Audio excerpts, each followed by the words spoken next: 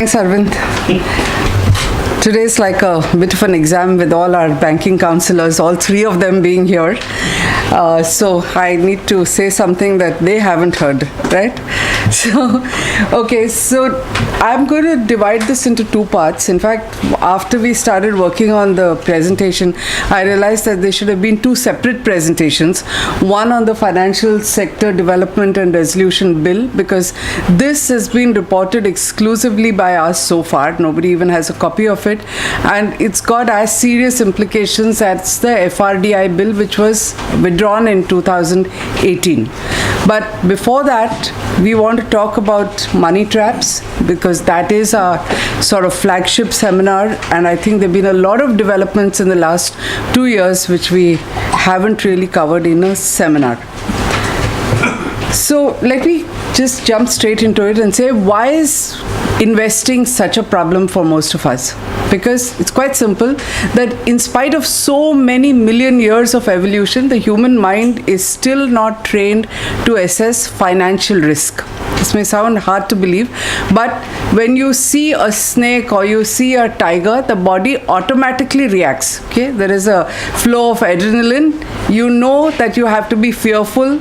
You run. And it's a physical, biochemical reaction that happens automatically. Doesn't happen when you look at dangerous financial products that are going to decimate your savings. And this is the reason why people make mistakes about where to invest, how to invest, who to trust, because our mind plays tricks with us. So what is the first mistake we make? We tend to look at financial products the way we look at other physical consumer products. So you look at big brands and you think they're going to give you a better product. Doesn't happen in the financial world. You go to a foreign bank, you pay more, you may get a cappuccino and a nice setting, but it is just as likely to cheat you as a cooperative bank or a private bank. There is absolutely no difference in the brand names except the ambience and the environment and, how they treat you. Other than that, there's usually nothing. When you buy a consumer product, you can plug it in. You buy a toaster, you buy a washing machine, you know the instructions, you plug it, put it on, it starts. You know it's working. If it doesn't, you buy an AC, it doesn't work, you return it the next day.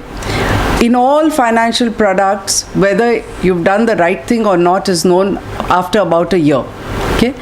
You buy a car, you test drive it. You go to buy anything else, you go to a mall, you may ask for a demonstration.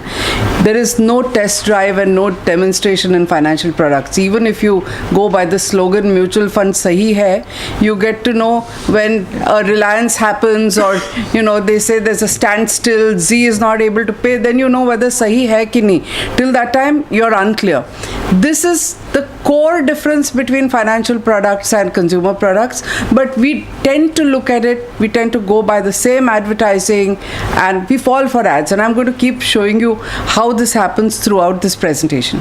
So 5 fundamental things that you need to focus on. One is, this entire presentation is not meant for experts. Okay, this is meant for people like you and me who are doing another job. Okay, some of us may be doctors, lawyers, engineers, whatever. We are not financial experts pouring into financial products all the time. So you're doing a day job which is different. You've got money saved. You want it to be safe for your retirement, right? So the key thing that you have to focus on is don't lose money. So if you don't want to lose money, you have to look at safe products, which means that 0.5% more, 0.25% more, somebody coming to your office and saying it's a great investment, that woman is earning 20%, or some woman is selling you Hira gold, sell your flat. No, because that is not meant for people like you and me. We are looking at safe investments, safe products. All of us need some insurance, because insurance is to secure your future and inevitable contingencies that we don't know about. How you get there is quite simple. In fact, they talk about human life being dictated by two emotions, fear and greed. Both come into play when we are talking about financial products. In fact, they say greed is bad. Though if you watch the movie Wall Street, they'll tell you greed is good. Michael Douglas said that, but no, greed is bad when it comes to financial products. And in fact, fear is good. Be fearful, be paranoid, you're less likely to make mistakes.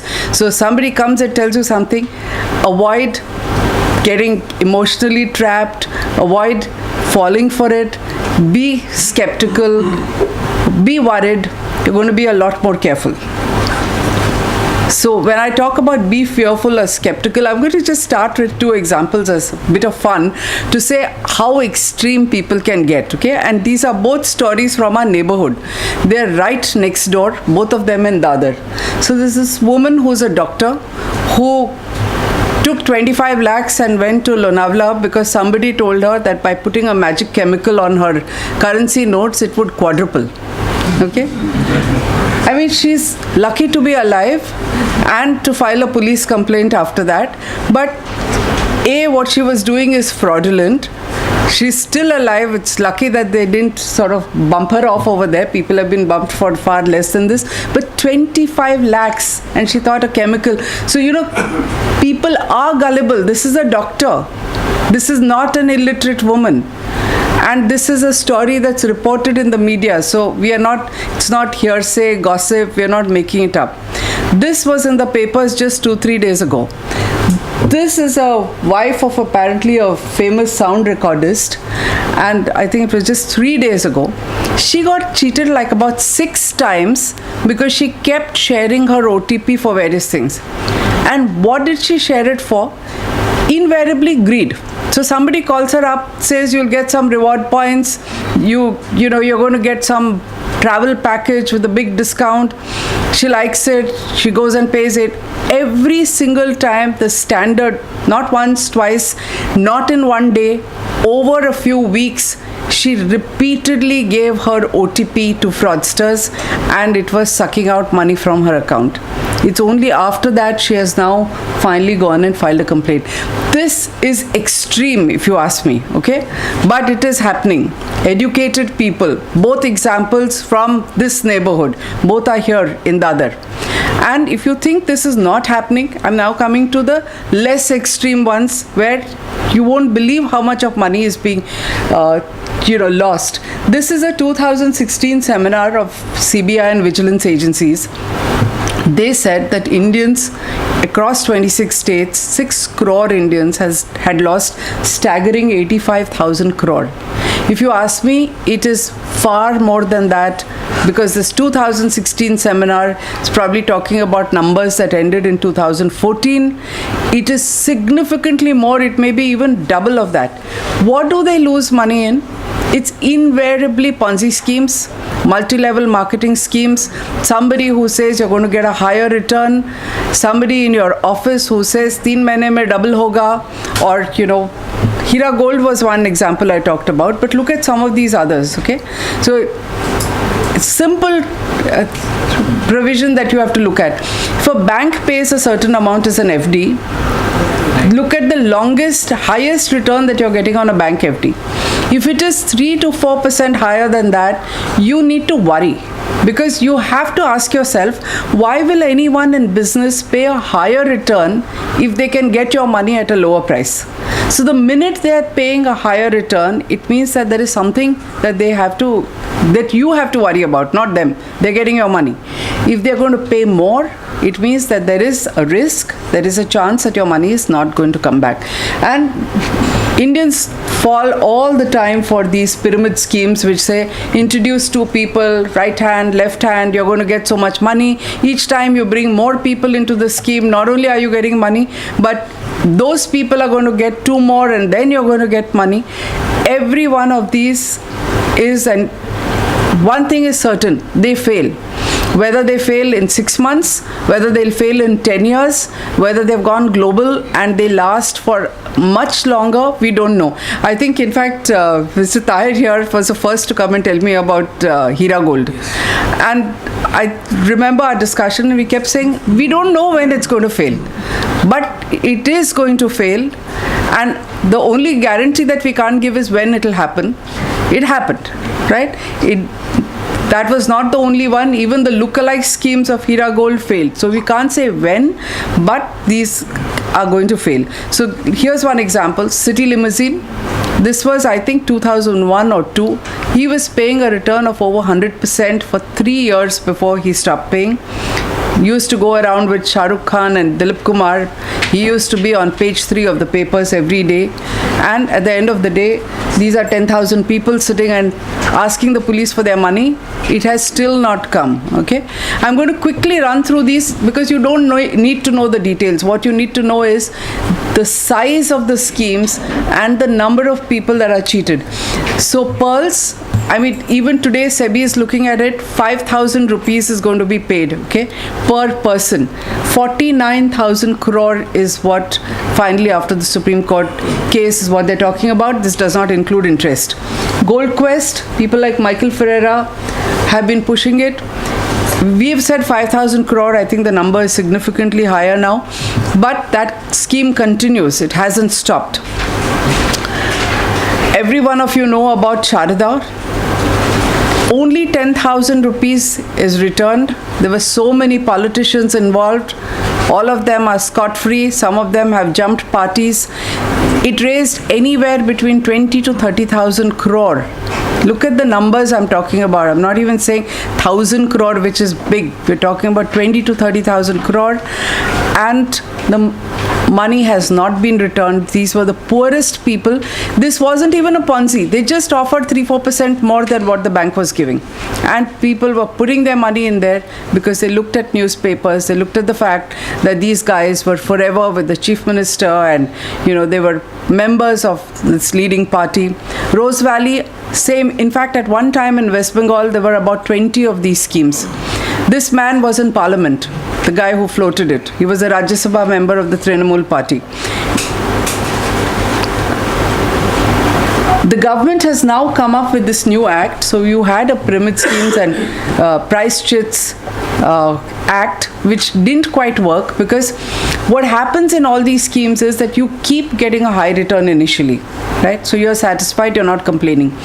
Even after the return stops for a long time, they will continue to fool you by saying, all right, just wait, you're getting the money.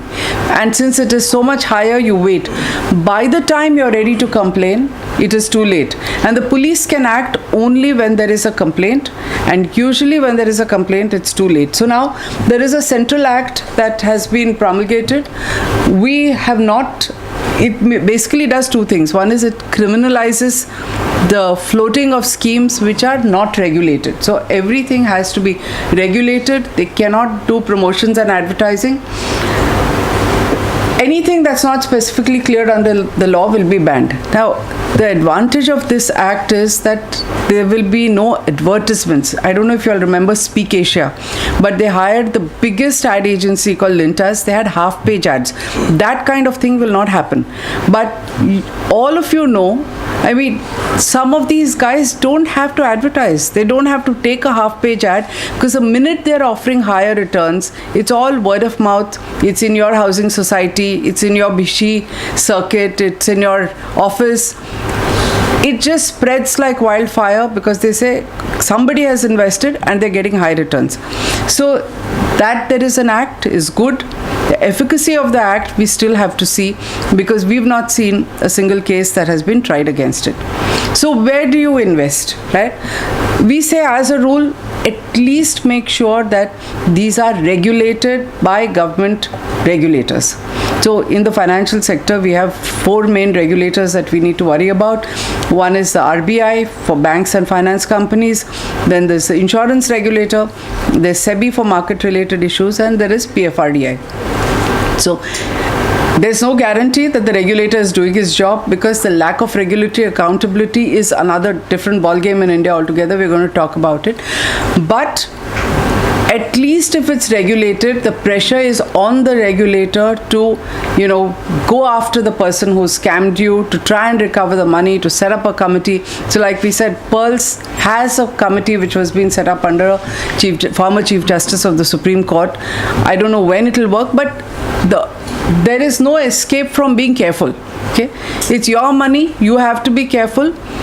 It's relatively safer if there is a regulator who's asked for some kind of registration, disclosure.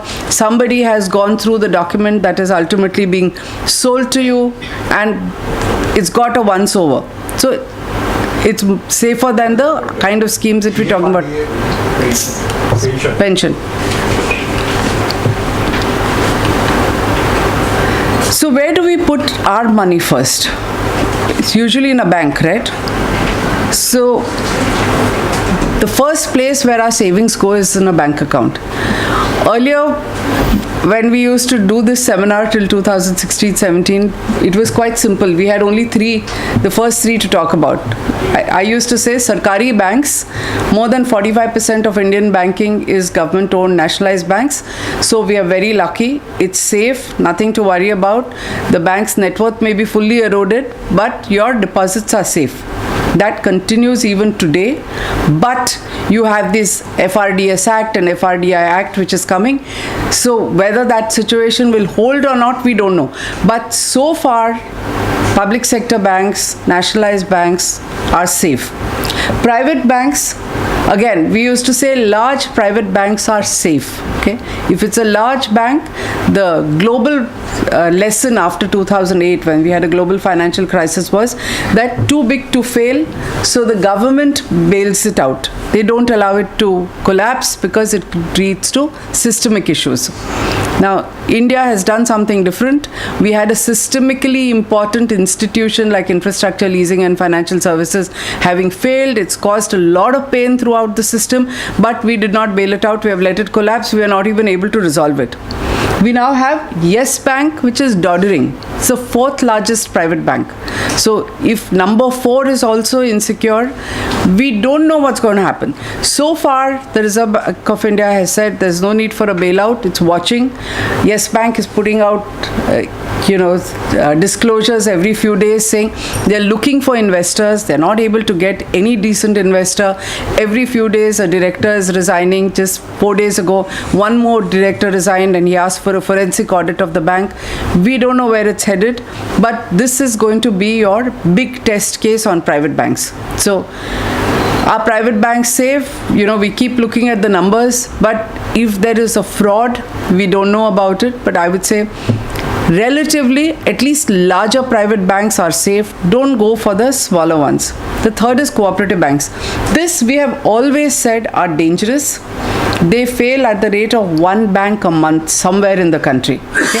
These statistics are there on the Reserve Bank of India website. We're not making it up. And we've told people that if it was my money, I would not keep more than 1 lakh, because 1 lakh per depositor is insured. Okay? Yet there are people who have attended my seminars here. They come and tell me after PMC Bank failed that, ma'am, we came here, we've heard it, but we didn't withdraw our money from PMC Bank. And one of them has 10 lakhs over there, right? So people don't listen, unfortunately. So cooperative banks is not something where I would put my money. Or there are, again, here also there are exceptions. There are 2, or I would say there are 4 big cooperative banks which are fairly safe.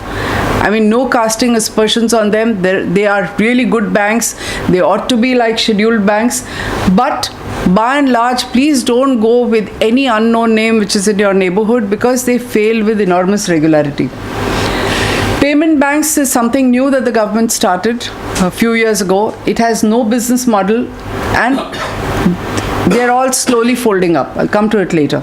Small finance banks, 11 of them have been cleared by the government. This is again a new set of banks. There are 2 things here. They are small, they are new. Good thing is they're regulated by the RBI. Does the RBI do a good job of regulating it? Well, you know what they've done with PMC and Yes Bank and others. So that's a question mark. Again, if it were my money, I would go easy with how much I put over there. There are people who write to us every few days to say, are these small finance banks good? Yes, when everything is new, they look very good. Okay? They are looking at underserved populations, which means it's a little risky to start with. In the initial days, everything usually works very well. So we don't know how we have to watch it.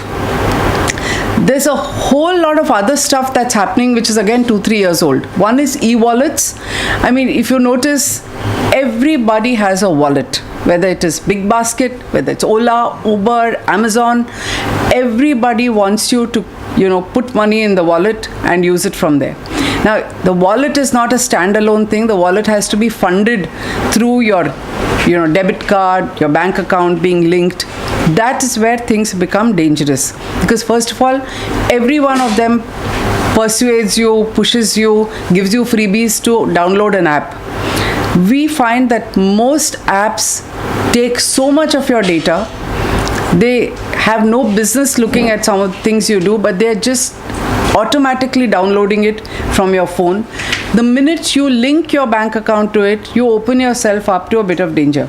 Now, you'll find a lot of people saying that, people like you are skeptical, you are old school. All the techies think that life is so cool. They don't even want an OTP. They don't want, two-factor authentication. They think the minute they look at something and click on it, there should be a sale. But what we do at Moneylife, what we have done for the last 10 years, is to help people when there's a problem. And believe me, when you are that victim, the system doesn't work. None of the regulators work. India's grievance redress is so pathetic that when I look at the problems that people go through and they think we are going to help them, I'm so certain that I don't take any risks with my money. So I'm very, very careful about wallets. If I use a credit card to fund a wallet, I make sure that it does not remain linked. If there are some who automatically link it without asking your permission, then you have to go through some contortions like writing to their helpline and saying, I want to change the card, I'm going to put a new card. So if they think you're going to put another card, they give you the process to do it. But please do not keep things linked. It may make life easy, but when something goes wrong, resolving it becomes really, really difficult. P2P is something I'm going to explain in a bit. This is person-to-person lending. This is again a new business that has been started. I've already talked about payment banks and small banks, so I'm not going to go into it again. P2P I'll come to later. This is Unified Payments Interface. Again, everybody tells you that this is India's eighth wonder of the world, our creation. They have got somebody to go and tell the US, why don't all of us adopt it? And on the face of it, UPI works well, okay? So it's got a process where, you create a virtual address, but your bank account is linked behind. Those of you who read newspapers very carefully will notice that every other day, there is somebody being cheated by UPI. Because what does UPI do? It doesn't do just a push transaction. It's not that you use UPI to pay for something.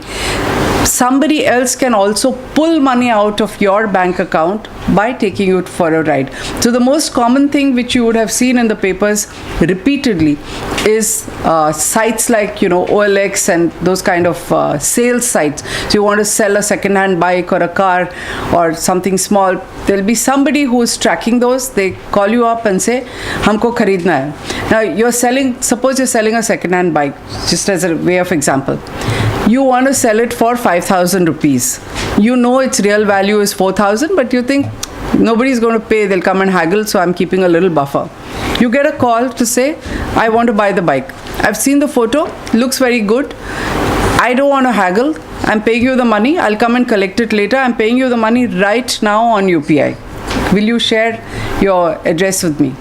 So you allow them to so they say, I'll do a test and I will put 5 rupees into your account. Let's see if this works. I'll pay the remaining money. So the 5 rupee transaction goes through well. You are absolutely thrilled because you're getting a bigger price. The guy doesn't want to come and see it. You don't need any more buyers. So you say yes. The second one, he says, okay, now I'm sending you the remaining, 3,000 plus. And they'll send you a link. And that, when you click that link, because your mind, I keep saying the mind plays games. If you are the really careful type, you will read the fine print and say, is he sending it or is he asking it now that he's connected? Most people don't, because we have this trust factor. He's paid me 5 rupees. Now why won't he pay me 3,000, 20,000, whatever it is he's promised? So we don't look and we click, the money's gone. This doesn't happen once or twice, it happens repeatedly. I told you about that lady in Dadar 6 times. Okay, so we think UPI is dangerous because we don't think that there should be a two-way element where money can be sucked out of your account. We would be far happier with UPI if it worked one way, where you use it to make payments. That's good enough. But that somebody can pull money out of your account is something that we find dangerous. We can discuss this later in the Q&A if you all have questions, and my colleague Yogesh is an expert on this, so we will look at it. Now I'm going to come to cooperative banks because we've had this big failure over here of PMC Bank, the kind of problems there were. It's not the only one. Like I said, they keep failing. You have City Cooperative Bank, which is under a moratorium. You've got this Bangalore Bank day before yesterday where they have restricted it to 35,000 per person. I'm going to come to the changes that are happening. So cooperative banks are under dual regulation. Why are they a problem? Only because of this, that RBI doesn't regulate them altogether. They are under the Registrar of Cooperative Societies. The Registrar of Cooperative Societies and the whole cooperative sector is completely politicized. So every single bank has some politicians, political parties, members of parliament heading it, being the chairman, getting elected, which means that RBI doesn't look at it closely. Even when there is a problem, it keeps getting buried for years together. The second thing they do is they place this kind of moratorium on the bank. You see, you can withdraw a small amount of money and it remains, I call it a zombie state, where the bank is not allowed to do business. You cannot withdraw your money. In fact, with that City Cooperative Bank, the amount of withdrawal today is still only 1,000 rupees. So PMC Bank, because the numbers were bigger and people stood and protested, it's gone up to 50,000. Okay, in City, it's still 1,000. Now, it remains like this for sometimes 6 years, 7 years, 8 years. While it is in this state, the bank is earning no money because it's not allowed to do business. And it is continuing to survive. It's not dead. So its employees are there. The employees keep getting salaries. Where does that money come from? The cost of administration is your deposits. So the deposits are being sort of sucked up to keep the bank running. In a case like PMC Bank, the cost of keeping it alive with its 120 branches is 1 crore a day. Okay, so it's already so many months. Just count the cost. So we've been going to the RBI, we've made a representation and said, why don't you at least work at finding a revival and a takeover? For various reasons, the RBI doesn't want to do it. One is, RBI is not in a hurry. They've got their own administrator sitting there. He's got a post-retirement job. The money is going from the depositor's account. And by the time, say a year or two later, if they tell the depositors you'll get half your money, people will be so happy at least to get that half that nobody's going to complain, right? So the RBI doesn't care. They're saying we're waiting to pass an act which will bring cooperative banks under single regulation of RBI. Whether that happens, whether it goes through, what happens when it goes into parliament, we don't know, because remember, every cooperative bank is controlled by political entities. We have to wait and watch what happens there. Now, this new form of lending, I don't know how, has anyone in this room got overtures saying, ye P2P lending bahut acha hai, you'll get 13%, 17%. Anyone here? Yes. You have? Nobody else? You too. Okay.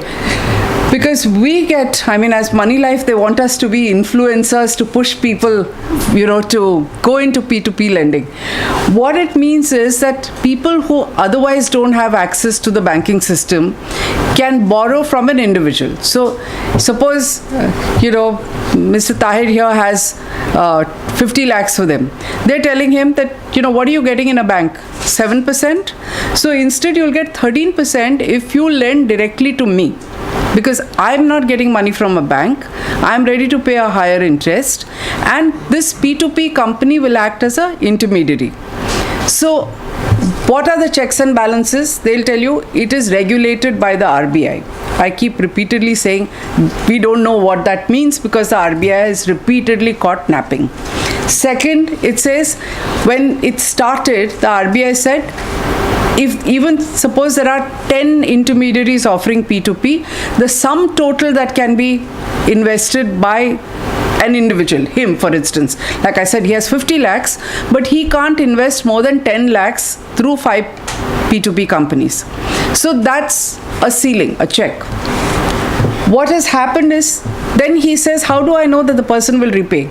So they tell you, we are going to create categories of investors, the little safer ones, the little more dangerous. So the safer ones will give you a return of only 13%. Little more risky will give you 15. High risk, if you take a chance, we have vetted them, but they'll pay you 17%. Now, I keep saying, people who are going to invest here, this is not their full-time job. They are not the police. They are not detectives. They are not going to go and check who that person is, whether he's capable of, repaying. So you're going to ultimately look at documents that are submitted to you by P2P and make a decision whether that person is really low risk or he's high risk or he's borrowed from 20 people is not something that you know. But when you ask these questions, they'll say, no, but it's regulated by RBI. Again, there is no meaning. We are extremely wary about this. We were wary about it when it was at 10 lakhs. The business has hardly started. I mean, most of you don't even know about it. The industry has already lobbied and said, make it 50 lakhs, and now they're lobbying for 1 crore. So this, according to me, is going to be a microfinance-like scenario where you talk about it being 50 lakhs, but we'll never know. When bank interest rates go down, the reason I'm spending so much time on this is these are the kind of things that you're going to get tempted with. People have lost enormous amounts of money in FDs of companies. FDs are more or less stopped. This is something you're going to be tempted with because they'll say the returns are high. It is full of dangers, and this is especially important to people who are senior citizens, who are living on their savings, and they say, "Arey, bank mein interest nahi milta hai, to kahan lagaye paisa?" It doesn't beat inflation. But don't risk your capital. Just for that 3-4% more, you lose chunks of your principal, which is far worse. So I've talked about who's going to monitor. I've discussed all of this. So a few things about bank accounts. The reason why I've included this is that I find people don't know. Most people don't know that unclaimed deposits, if you haven't used your bank account for 10 years, it gets frozen, okay? It's called an unclaimed deposit, and there's a whole process. There are lots of people who come here and say, "Ha, mera account pada hai." In earlier days, lots of people used to have multiple bank accounts. We don't recommend having more than 4 or 5 because increasingly RBI is making it difficult for you, okay? You have to keep resubmitting KYC documents everywhere. So 10 years, your account, then you have to resubmit KYC. It takes, so you need money urgently. It's your own money. It's there in your account. It's your savings, but they make it tough for you to withdraw it. And in fact, after 10 years, they pass it on to the Deposit Education and Awareness Fund. Details are there on the bank website. Sometimes, and this was a new discovery for me, a lot of people don't like to say, and these are people in joint families, they don't like to say that they have some bank accounts. Something happens to them suddenly, nobody even in the family knows that they had a bank account. So it's sometimes worth your while to go and check the bank websites and see if you are an heir and you ought to have got it, you don't know about accounts, but details are there. The other thing that people don't know is if you haven't used your account for more than 2 years and you don't have money coming into it, and this does not include interest on savings because interest on savings deposit is automatic. Everything else, if you don't have an FD or some dividend linked to it where then it's considered a customer transaction, then it is considered dormant and inoperative. Now the reason why RBI does it, they say, is for your own safety. Everything that makes life difficult for you is actually for your own good. So they say this is to avoid that account being misused. But you need to remember that it's not that you have a bank account and you don't pay attention to it, it's lying there and suddenly you want to go and use it. We had a watchman in this building who had an account lying. He hadn't gone home to Uttar Pradesh for 3-4 years. One fine day he goes there. He can't access his own money. I mean, poor chap had to go back to UP without taking the money which was lying in the account because he had to resubmit his KYC. We moved heaven and earth for 3 days to try and get him the money, but even we failed, right? So it's difficult and you ought to know this. Reviving the accounts, you need to offer an explanation for why you haven't used it. You have to fill an application, resubmit your KYC documents. Luckily, at least they're not charging you to do this because otherwise banks are charging you for everything. Relationship managers is something that we talk about all the time. We talk about banks being safe. But the thing that you must remember is the bank is likely to cheat you more than anybody else, and it's usually done through the relationship manager, who's coming there all the time to tell you that, okay, you have money in this bank, but you would be better off taking the money out and putting it somewhere else. So put it in a housing finance company, you'll get 1 rupee more. Put it in a ULIP, put it in insurance, put it anywhere but keep it here. It sounds weird, isn't it? But banks earn more money by pushing you there. So they are sitting there and employing relationship managers not to create a relationship, not to make life easy for you, but to enhance their income. HDFC Bank is our most profitable bank. Biggest chunk of money it earns is through these kind of other income and fees. We have our next door neighbor, which is a specialized subsidiary which got listed at a huge premium. So we say invest in HDFC, the bank. But if you're banking with HDFC, be careful about how you listen to the relationship manager and what do you do. So they're selling you credit cards, constantly selling you stuff. And they don't hesitate to make false commitments. In fact, we keep saying, take it in writing. One of the key lessons we tell everyone is somebody tells you something which is not there. You must look at documents, ideally, okay? Many of us don't. But at least make them put their promises in writing on an email. When they are reluctant to do it and they keep saying, "Main hu na," you've heard that slogan also. That's not good enough when it is verbal. It has to be in writing, because anything in writing is something you can use to fight with them. So you go to the banking ombudsman, you can demand a compensation, you can go to a consumer court, but it's not good enough to say "Main hu na." It has to be in writing, and you have to ask for this. I don't blame the relationship managers. They're just doing a job. They have such stiff targets. They fail to meet targets for 3 months, they're out of a job, right? So I keep saying that when they approach you, they don't even see a human being there. They see a target, right? And they have to extract a certain amount from that target. So no point in blaming them. They're doing a job. This is not how banking should be. We inherit everything from the US. These bad practices also have come from there. And all banks, including our public sector banks, are earning a lot of money. And we call it institutionalized loot. In fact, this is a story, I'm not going to get into details, but all of you know about Sucheta Krishnamurthy. 1.8 crore is what she was cheated of through, believe it or not, falsely promising her 24% return, making her take a home loan that she didn't need, telling her that she will earn enough on ULIPs to pay the EMI on the home loan, which was false, churning her mutual fund portfolio to create a loss. After really fighting for 2 years, we managed to get her 1.37 crore back with a gag order that she can't talk about it. But remember, this 1.37 crore is much less than what she has lost. No interest, no compensation. But she was grateful that she at least got this back. This is done by HSBC. So we say that what's going on with banks today is organized loot. I come to credit cards because when we run helplines, this is one section where we again have maximum number of complaints. How many of you think we should have a credit card? And I put in a quote which sort of again frames your mind. Dilbert says credit cards are the crack cocaine of the financial world. How many agree? You agree? Maybe. So how many don't have a credit card? I don't. Wow, really? I don't. You're not earning enough, maybe. So, because I'm a Moneylife. No, but you know what? I think you must have a credit card, because there are certain situations in which nothing works but a credit card. You may have the money in your bank account, but I keep saying, you're taking a Kingfisher flight and suddenly there is no airline. It just stopped. What do? You've gone out of town.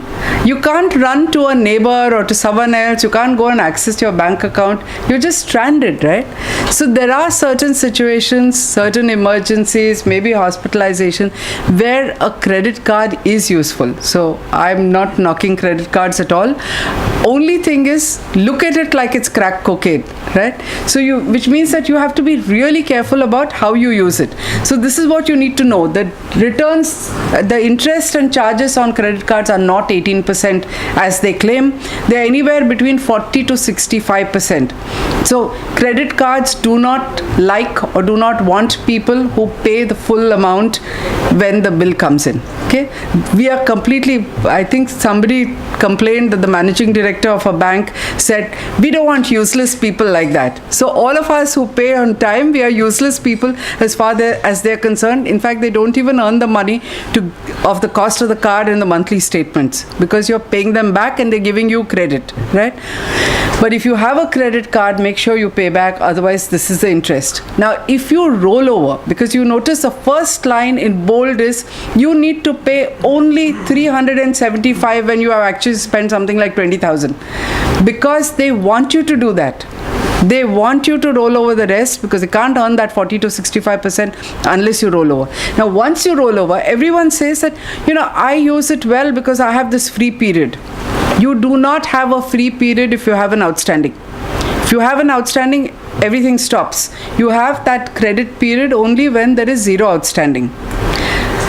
If you withdraw cash, they encourage you to withdraw cash, that is treated like an instant loan, and it starts carrying a high interest charge from the day you withdraw. It doesn't have your 20-day, 30-day. Even this 20 days is a misnomer. Half the people don't know that. It depends on where in your billing cycle have you done the spending. So suppose your billing cycle starts from the 1st of the month and you've spent money on the 2nd, then you have a credit period which is whatever, 30, 40, 45 days, 60 days sometimes, depending on which credit card you're using. But if you have spent that money on the 20th day or the 25th day, you have 5 days in which to pay it. So don't think that you can pay and you have that much time. I mean, it's silly to explain this, but you'd be surprised how many people don't know it. If you have withdrawn cash, that is adjusted the last. Okay, so if you have other outstanding, that's adjusted first. Now, why is it adjusted last? Quite simple. The business is meant for the credit card company to make money. As it is, they spend so much on useless people like us who are paying the whole amount in time, right? So they have to extract the money from the remaining lot. So when they have given you a loan which has no free period, they want to maximize their returns on it. So that's the nature of the business.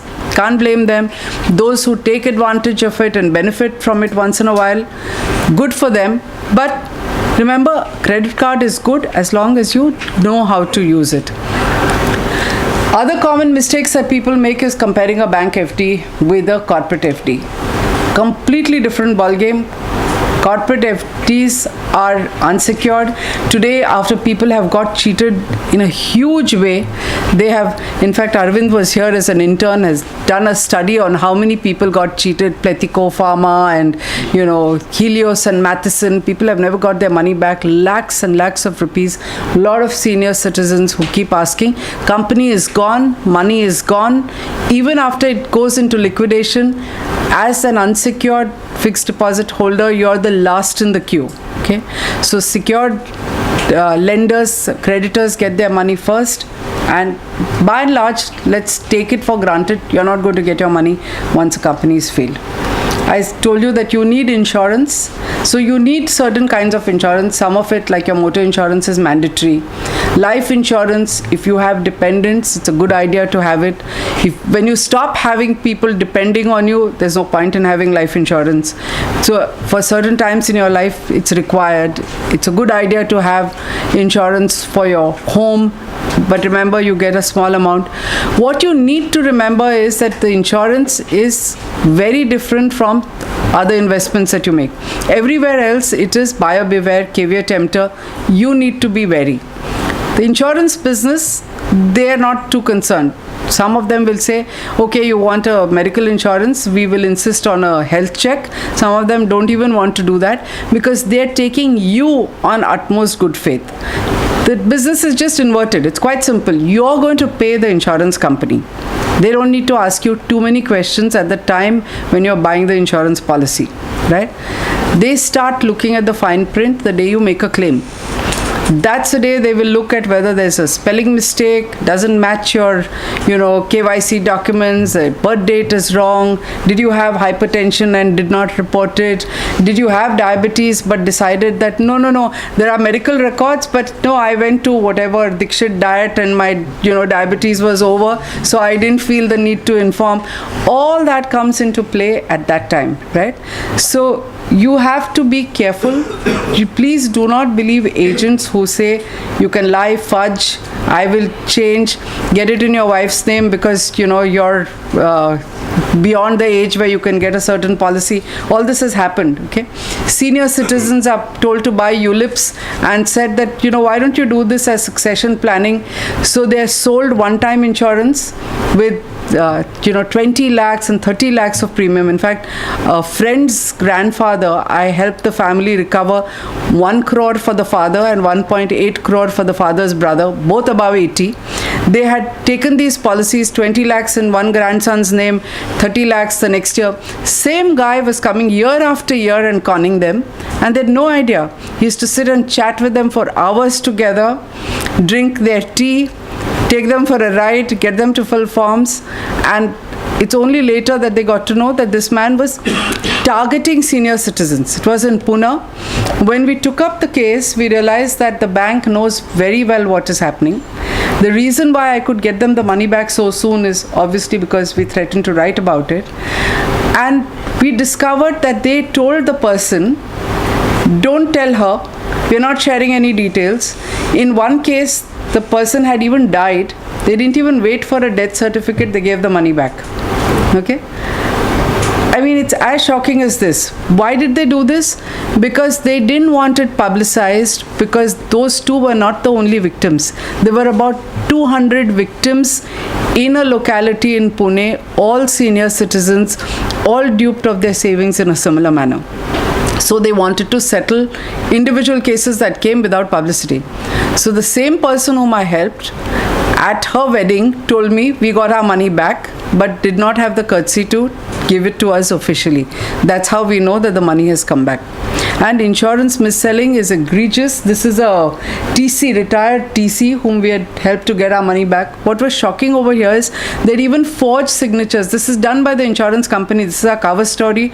It is Reliance Insurance. We have named it, and IRDA's only punishment was, to get them to sack some of the officers who were responsible for this. So mis-selling, even in regulated products, is as egregious as this. I'm not going to spend too much time on this, except to tell you that many of us don't know that this Pradhan Mantri Yojana, I don't think too many people in this room or anybody in this room will qualify for it. But all of us have people who are dependent on us. We have drivers, we have domestic help. Many of them also don't know, and I discovered this the hard way when somebody who works for me, her husband had an emergency problem. This is working quite well, okay? It is giving insurance up to 5 lakhs. It is fully paid, including hospitalization, and medicines are paid by the government of India. If you have an orange or yellow ration card, by and large, your name is automatically on the list, and you can, at the moment it covers 8 crore families. They're hoping to cover 50 crores. But this is something that all of you should remember, because all of us have a duty in society. We have people that we need to educate and remember.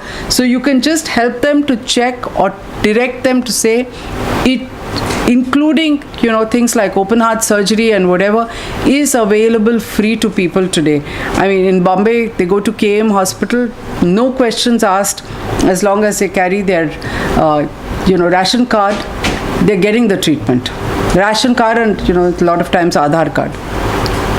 I started by saying fear is a good thing, right, when it comes to the financial markets. So let me tell you a few examples where being fearful is useful. So 5 really dangerous words. Tell me where to sign. None of us like to read detailed documents. We say, kahan sign karna hai? They turn the pages and we are busy signing. Even I'm guilty of doing that, okay, often enough. Because unfortunately, the regulators make it impossible for all of us to read. So we either have to trust or we have to look at things, but this is one of the most dangerous things to do. And it is especially dangerous when people say there is no responsibility. So when your husband takes a home loan and he's working and the wife is asked to sign, they said, nee, this is just for a joint loan. There is no responsibility. It's not true. The wife is made responsible because if something happens, that house is repossessed and she is in effect signing all the documents to say that she's giving up her rights because she's a co-owner, co-borrower, not a co-owner. She may or may not be a co-owner, but she's definitely a co-borrower, which means that if something happens, they are going to be able to extract that money from you. Recently, there was a case with Kotak where this person finally went to court. His problem was that he stood a guarantee for someone. Things have changed today. When I took my first home loan, I needed 2 sureties. I needed to hypothecate my insurance policy to HDFC. So I used to say they take a 4-time security. And the market was such because, half the money had to be paid in black. So somebody who was lending to you, remember HDFC was the first home loan lender. So it was a big favor to you that you even got a loan. You'll have all heard that famous story about Narayan Murthy and his wife going to meet Deepak Parekh, and when they went to HDFC, they, did a namaskar and went in because they said their first house happened because HDFC existed and was giving a loan. Today, you don't need to be a guarantor and a surety to people. If you do it, because there are ways and means where people are able to get money without you standing guarantee. If you stand guarantee, be really careful who you're doing it for, because there are serious consequences, whether it's an education loan or whatever. Just once again, I'm getting Taking questions? No, but I would ideally like to take questions later, but unless you have something, I'll take 1 or 2 quickly. About referencing. So if my friend is applying for a home loan and he's asking me to be a reference, not a guarantor. So giving reference, does that again entail any responsibility on me? Not really, just as a reference, no, but look at what you're signing, because today I don't think many people are even asking for reference. So I don't know which of the lenders is still asking for a reference, but many of them are not even asking for it.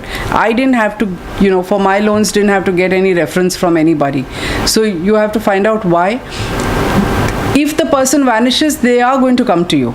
So you're going to be the first stop at which they'll say, where did he come from? At that time, if you say, I don't know where he is, there may be consequences. I think, in fact, Mr. Tupe should be able to tell us if he gives himself as a reference, will he get away? Right. Nowadays, no that. It's not required, right? Yeah, that's right. Yeah, so be careful, because you need to find out why is it which lender is asking for a reference. It's really not needed.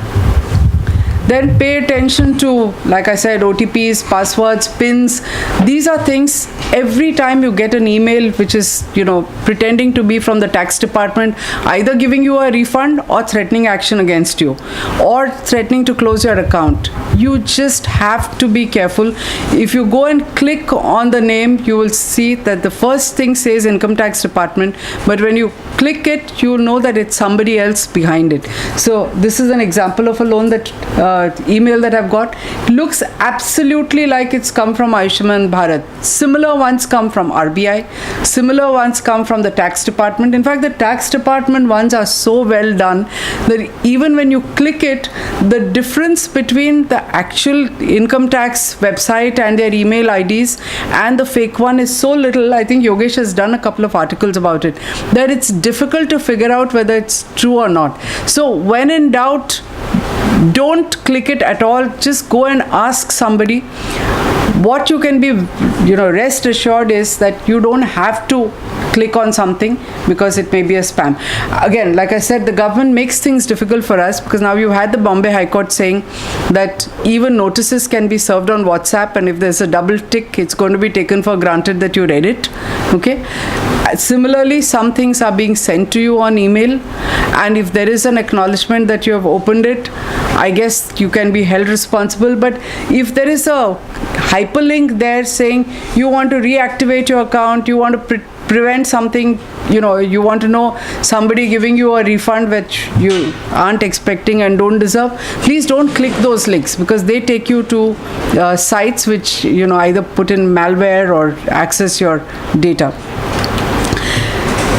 Another huge area where people get cheated. I mean, this is so big that two companies, extremely popular on the stock markets, highly profitable, are running because all of us want to go and, the first time we need money, we don't look at the fact that I have a chain, I have a ring which I can go and sell and raise money. I want to go and take a loan against it. Because, like I said, the mind plays games.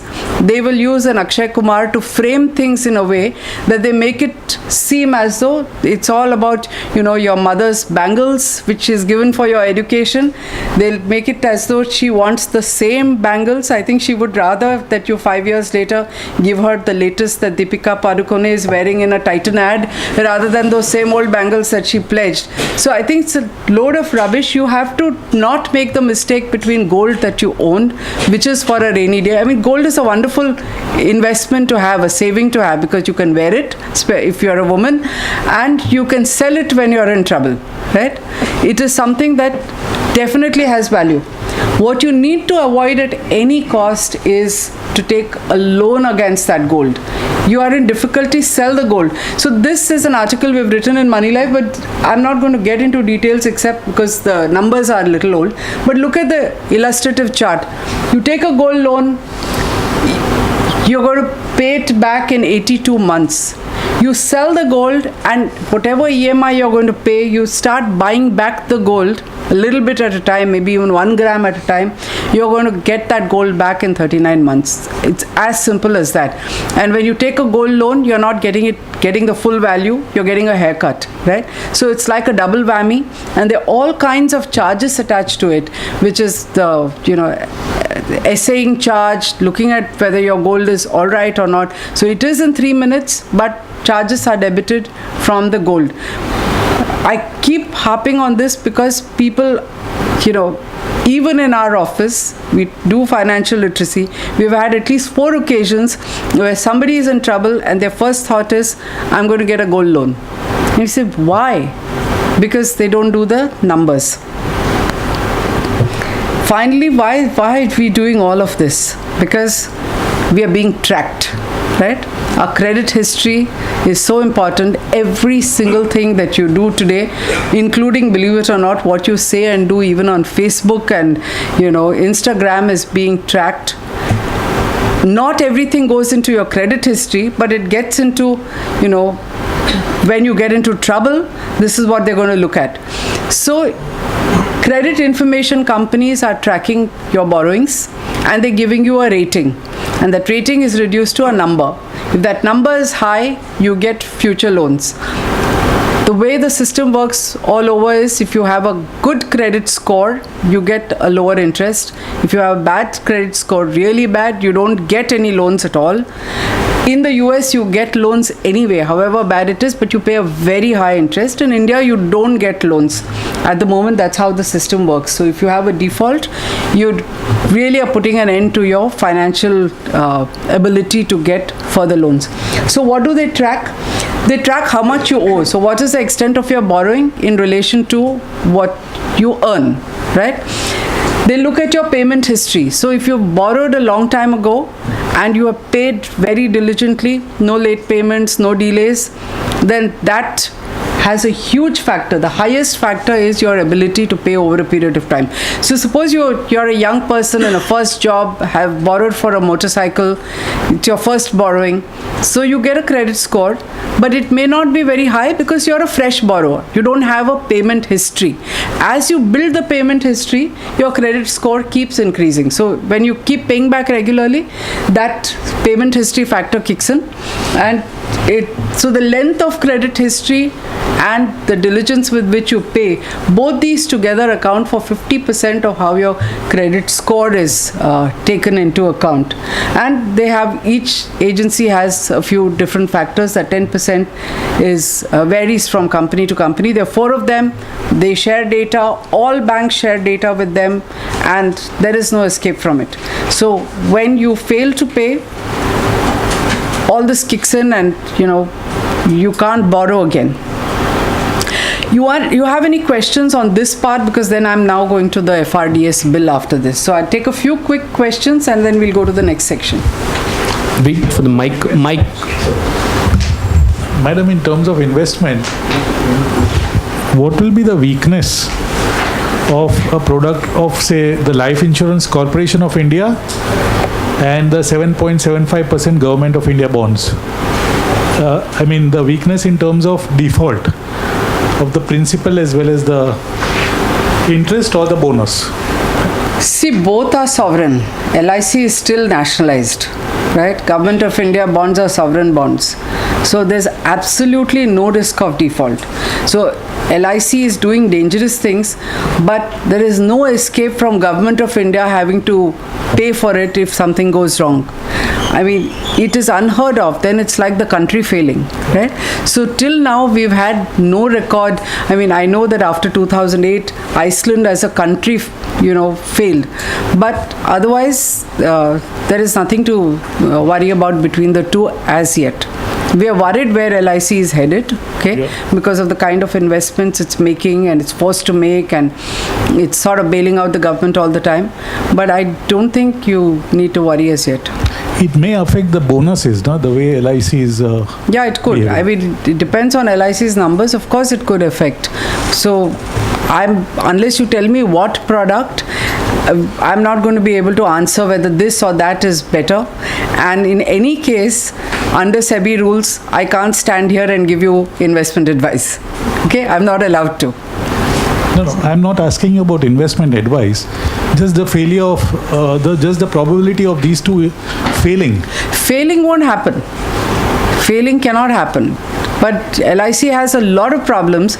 Like we've been taking up the Jeevan Saral issue, where we think there was gross mis-selling, and people have been filing consumer complaints. It was sold as an investment product with insurance cover, and what people have got back after 10 years is less than the principal. That we think is outright cheating. We even took them to the Supreme Court. The Supreme Court said go back to the High Court, but people have got success in consumer courts. There are 2 other products of LIC which are similarly Jeevan Shanti, and one more which Jangir Guy told us. So there are individual products where there is a problem, but that's why I said you'll have to tell me which product, and then one can talk about it. Not generally as an institution failing. It's a government institution. You've seen what happened with public sector banks. When their net worth was fully eroded also, we didn't worry about our deposits. In fact, their deposits were increasing because the government then bails them out with our taxpayers' money. Now, in some of the products like, say, taxable bonds recently issued by L&T or Tata Capital Housing Services, the rating given is AAA at the time of issue of these bonds. But they are long-term bonds, 7 years to 10 years. So then one has to constantly track. You have to. There is no alternative to it. You have to track them, and you have to look for the fact that there is an exit on the market. Unfortunately, we don't have a proper debt market, so sometimes it's very illiquid. It's a risk that you have to take, but there's no alternative to tracking. Can we close it here? I can't have only... Can I ask one question? Okay. Ma'am, you just touched on the credit cards and the necessity in an emergency like Kingfisher case that you said. Can that case be handled if by a debit card instead of a credit card? You can't if you have money in your bank. See, for a debit card, the difference is that you have to have that money. But suppose it's a student, or you have someone who's not on a very high salary, doesn't have that much of balance in a savings account, then the debit card is of no use. Okay, But a credit card will let you buy that ticket. Good, thanks. So we now come to this whole issue of bail-in. So I don't know how many of you remember, but in 2017, this bill was introduced in Parliament. It was called the FRDI Bill, Financial Resolution and Deposit Insurance Bill. And that's a time when every day the papers were full of bad loans of banks, which had gone up to 10 lakh crore. And there was real panic that even public sector banks may, if they fail, and the biggest losses were in public sector banks. So there was a serious worry that government would pass this bill and there would be a bail-in clause that kicks in. Now, what does bail-in mean? All over the world after the 2008 global crisis, where the US government and the Federal Reserve stepped in and bailed out a whole bunch of institutions, insurance companies, private banks. They said, no, this can't go on because we can't use taxpayers' money to bail out X or Y private entity. So they say that private entity should find a way to bail itself out. How is it going to do it? By taking depositors' money. At that time, the US government actually has made a profit on the money that they invested in these banks because they earned a higher return when the system was sort of saved by doing these bailouts. But the G20 met and said each one should have a new law which says that you will use depositors' money by converting it into equity, which will be used to recapitalize the bank so that the bank can continue to function. Now, banks need to have a certain amount of capital if they are allowed to borrow, have your deposits, and lend. So, capital adequacy is all about having that equity capital. So they said your deposits will be converted into equity. The minute they said this is going to happen in India, obviously all of us panicked. Because like I said, we used to say, Sarkari bank hai, you don't have to worry. The biggest losses were in Sarkari banks. The government did not bother to tell us, does this apply to everybody? Will it apply only to private banks? How can you have a national bill which will apply only to one section of banks? So there was complete panic. Government did not give any assurances, any details, except to say there's nothing to worry about. By August 2018, 1 year after the bill was introduced to the Lok Sabha, there was so much of chaos that they quietly withdrew it and they said, we will rework it and reintroduce it. Okay, so it was not going away. They just said, we're going to come back. They admitted there are some mistakes. Now, one of the couple of things that we found wrong at that time was that, you have cooperative banks which are not properly regulated. What happens? Do you do a bail-in? In fact, what is happening with PMC and others is a bail-in of sorts without asking you, because they're not giving your money back, right? What happened? I mean, this is the fact that they're under dual regulation is out of your control, but you have to bear the consequences. The same thing with public sector banks. We are not like the rest of the world. We have a nationalized banking system. So why do we need an FRDI bill at all was the question that many of us asked. But government had no answers. Like I said, 10 lakh crore was the losses. In just 5 years alone, bank losses have been so huge that 3 lakh crore has been pumped in by the government. I mean, think about it. You read about farmer suicides all the time, and every economist will say, don't waive farm loans. But about 200 large industrialists have walloped tens of thousands of crores from the Indian banking system. And who pays for it? Not just all of us who have bank accounts. Even the poorest man on the street who hasn't seen the inside of a bank. Because when the money goes straight from the exchequer, it is money that has to be used for development, for infrastructure, for providing you all the amenities that is going to these banks, and essentially to pay back industrialists who have looted it over a period of time, completely hand in glove with politicians. So Our anger about the bill stems from the fact that we are paying for this loot without accountability. Now, this is, Moneylife alone has reported about this Financial Sector Development and Regulation Bill, because I have a copy of it from somewhere. It is marked secret all over. There's a 30-page secret note which is signed by Atanu Chakravarti, who is the Economic Affairs Secretary. And now, is it all bad? No, not at all. Do we need financial resolution? Yes, we do. Now, what do I mean by financial resolution? It means that if something goes wrong, you need to find a way to resolve it without it languishing in 50 courts with enforcement agencies saying, we have first claim. Look at PMC Bank as an example, okay? Income tax saying, no, they haven't paid tax. Our claim comes first. Then some other creditor will say, we've got guarantees, we've got assurances, we've got an LC, we will come first. So every time there is a failure of a corporate house, there are 20 to 30 people who will file litigation, who will hire top lawyers, who will look at various ways in which different laws can be used to challenge things. Investigation agencies will also jump in. You'll have the economic offenses, you'll have enforcement, you'll have DRI saying they did something else, you'll have someone saying they did money laundering. There is no resolution. Okay, so it just languishes sometimes for 20 to 30 years, and look at ILFS. In 1 year, they have not made much headway in selling anything but one small set of wind energy assets. So you need a system which will talk about, like the Insolvency and Bankruptcy Code. This is going to be meant for financial companies, banks, they say insurance companies, and anybody who is declared as systemically important, which means large NBFCs like Diwan Housing, ILFS, maybe even some stock exchanges and depositories may be included.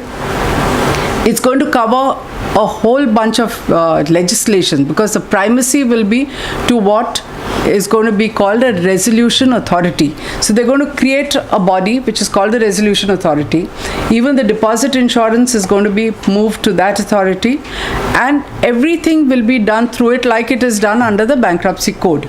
So do we need it? They say there's a systemic vacuum. You're not able to solve financial problems. We all agree that you can't have things languishing. It has to be decided in a year or two. So this bill provides that it has to be resolved by the resolution authority in a period of 1 year.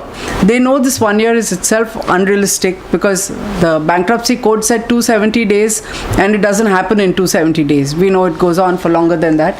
So here they've said 1 year plus 1 more year. And I guess that 1 year plus 1 has happened because it's already 15 months since ILFS's board was sacked last October, and they have managed to sell one set of small assets. In fact, ILFS is one of the reasons why they say we need a resolution authority. So are we against this bill? No, we are not. Some parts of the bill are good. They are needed. Some of the things that they're going to do is bring a lot of people, like ILFS, a holding company, will be under it. Now, let me talk about what is the problem. So there's a specialized mechanism to resolve it. So key features are these. It's fixing the holes in the current legislation. Each systemically important company is going to be graded into 5 different, it's like a heat map. So there'll be green, amber, and red, but divided into 5. The last 2 are imminent and critical. So when it is reaching a danger zone, the resolution authority steps in. In the first stage, it can stop them from doing business, put some curbs on it. In the second stage, sack the board, appoint a receiver, and do other things. So the resolution authority kicks in. The problem with them is, what they're saying in this secret note is that we've finally got rid of the bail-in provision. Okay? Unfortunately, it's a pack of lies, because this is what the note says. The much criticized bail-in provision has been removed, and instead the resolution authority will be empowered to cancel or modify liabilities subject to safeguards. The insured deposits will not be cancelled or modified. Okay? Now let's analyze what this means. First of all, insured deposits would not be cancelled or modified is big deal. This is how it is all over the world. Okay?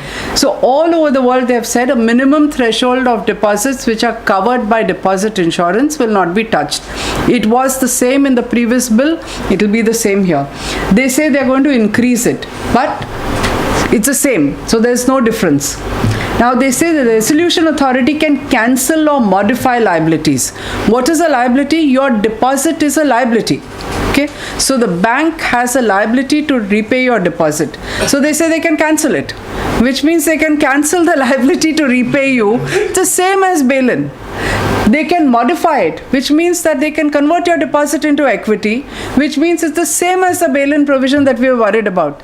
They're just being too clever by half and wording it differently and trying to say that it has been removed.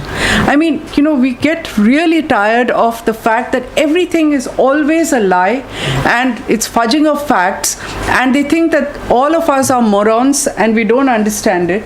So this is part one, okay? The other thing that the note says, and this note is important because this is what is going to go to the cabinet, and this is the basis on which this bill is probably going to be introduced in Parliament.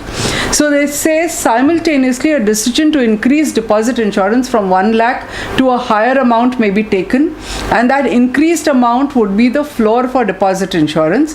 The resolution authority will have the power to modify this deposit insurance limit. Now, this is so crazy.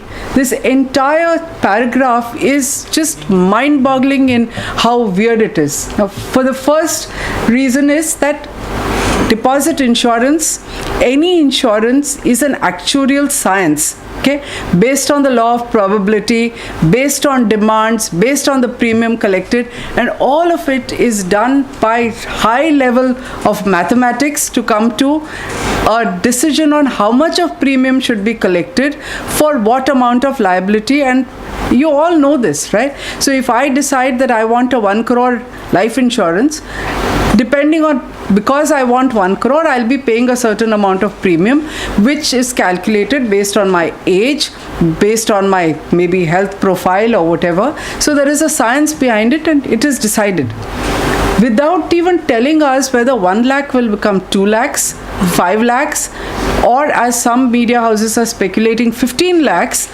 There's a bland line like this saying it may be increased.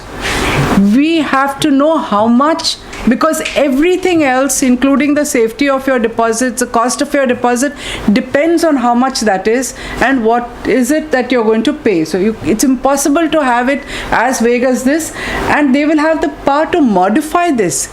This is so alarming because, you can't, like I said, it's an actuarial science. You can't decide that, oh, PMC Bank, oh my God, they are very politically powerful, so inko 10 lakh dete hain. So you guys are City Cooperative Bank, so small number of people affected, unko rone do, we'll give them 5 lakhs. Can this be done? It has to be standard because the premium is going to be collected on that basis, right? So how does a line like this even make sense? We don't know. There are no explanations. This government doesn't believe in explanations. So look at the picture, okay? Now, the largest number of banks in the Indian banking system are cooperative banks, shocking as it may seem, because all of us look at public sector banks with thousands and thousands of branches, or we look at an ICICI and Axis Bank because they have so many branches. We think they are, in number it is one bank, right? So the largest number of banks are cooperative banks at 1949. They used to be over 2,100. Like I say, they keep failing at the rate of 1 a month, so it's come down. Plus 56 regional rural banks and 3 local area banks. Why is this number important? Because when you pay a deposit insurance, it's all clubbed together. These are the risky banks. The numbers are more. In the last 25, 30 or 50 years, they go back to 1961 incidentally, because they want to bring Nehru in the picture, right? So this government goes back all the time to 1961, not even the year of bank nationalization. So in all these years, the banks that have failed the most are these cooperative banks, right? And they say cooperative banks will pay risk-based premium. Now, if they are more risky and they pay risk-based premium, that means they're going to pay a much higher premium. So even on the 1 lakh which is insured today, their premium should be significantly higher. If it is 5 lakhs, which is 5 times, and it's risk-based, can you imagine how high the premium would be for these banks? Now, can they afford it? Most of them are doddering. Can they even afford to pay the premium? We don't know. Now, what we would have liked when this bill is done is to do an exercise saying we will increase deposit insurance from say 1 lakh to 5 lakh. This will mean risk-based premium of cooperative banks depending on the size. So maybe a Saraswat bank would pay very little, somebody else would pay more. Do a calculation and tell us what it means. Is it viable? A former chairman of a PSU bank tells me that it is completely unviable for two reasons. First of all, today deposit insurance works well because they collect insurance from everybody based on the total number of deposits. So look at it. You may have, 50 lakhs or a crore in your bank account. If something goes wrong, they're going to give you 1 lakh. But the premium is collected on your behalf on the whole 1 crore. But their liability is only 1 lakh. Right? So this is how they're going to collect it from everyone. So they're sitting on, the Deposit Insurance Guarantee Corporation is sitting on 91,000 crore. It's very comfortable because PSU banks don't fail, they're Sarkari banks. They don't ever have to pay for them. Private banks have not failed. Only in the last 25 years since economic liberalization, we've had two examples. One was Global Trust Bank, which was force merged with Oriental Bank of Commerce. The second was United Western Bank. Now, if this is done, I'm going to come up with some numbers. But the amounts involved will be huge if bailouts have to happen. They have not happened because you have a PSU banking system. You hold a gun to their head, you say merge, you make some bank take responsibility. That cannot continue with this bill, right? So will that continue or not? What will be the status of PSU banks? What is going to be the status of cooperative banks? Why do we put our money in cooperative banks? Most people will tell you because they give you 1 to 2% more interest, isn't it? If they're going to pay much more for deposit insurance, they will not be able to give you that higher interest. If they're not going to give you higher interest, you will not put your money there. If you don't put your money there, that business model fails, right? So maybe the number of banks will cease to exist. RBI is now telling them convert into small finance banks first and then grow into scheduled banks. But it's a process. Only one bank has just agreed to become a small finance bank, but the law will come first. So when the law comes, we want to know the implications for our money. We don't want to sort of wait and see how it will unravel, what kind of patchwork solutions are found. And on something as basic as deposit insurance, you need some homework done, because how many banks exist? What is their financial condition is all known to the RBI. Everyone submits annual reports. So why can't you do an actuarial calculation and tell us that this is what the deposit insurance will increase to, this is the amount of premium that will be collected. It's like I told you, it's collected on 100% of deposits. The All India Bank Employees Association has already objected to it. Not that the government is going to listen to them, but they've said, why will you collect on all the deposits? And why will you collect from us public sector banks in the first place? Because we are never going to fail. Okay? So you should, in fact, the government actually should not be collecting money from them because they're not going to fail. And this is a double whammy. The Deposit Insurance Corporation is sitting with their money, which goes to cooperative banks, but they don't fail. On the other hand, they actually fail because the exchequer is, putting, like I said, 3 lakh crore in the last 5 years alone. So public money is going all the time to recapitalize these banks, but they don't fail. So there's never a question of paying deposit insurance for them. But this entire mess has been going on from 1961. Nobody has corrected it. Nobody wants to correct it. We didn't mind because it didn't really affect us. But today, we do mind because now you're threatening to convert our deposits into equity. So we need to wake up now, right? So what went on till 1961, we couldn't be bothered about. But today, we have to worry. So where cooperative banks are concerned, one or two good things which are in the pipeline is that the RBI did not have powers, is what this bill says. So there's going to be a separate bill which will make RBI the single point regulator. Like I said, we have to see what happens. They're going to be converted into small finance banks. All this should be done with before this bill is introduced. That's not what is happening. Now, private banks is another area of worry, okay, because like I said, Yes Bank is a test case. You had serious issues in ICICI Bank. That Chanda Kochar issue is still going on, okay. 2 banks that have failed. Do you know the cost of having merged United Western Bank with IDBI Bank? They force merged it. IDBI Bank itself is doddering. It's under prompt corrective action. So IDBI Bank had to be bailed out. So they got Life Insurance Corporation to bail it out by taking 51%. When LIC was going to invest just 9,000 crore, everybody said, why are you, using people's money, which is our money? We buy insurance. That's why LIC exists. You're using it to buy a failing bank. It doesn't make sense. Do you know that LIC has now invested 21,624 crores in this bank? Government of India has also put in money. The total amount put by Government of India and LIC into IDBI Bank is 42,781 crore. Just think of the kind of money we are talking about just on bank bailouts. And they want to stop doing this because they said they don't want to, so they want to take our money by converting it. Now, Yes Bank is in trouble. United Western Bank was a small bank.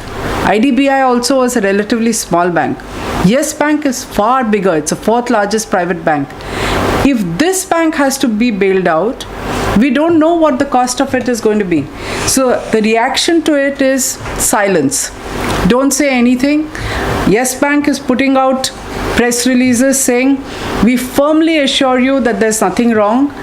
But time after time, they're holding board meetings, people are resigning, people are demanding forensic audit, people are accusing. This is their board directors. This is not people outside, right?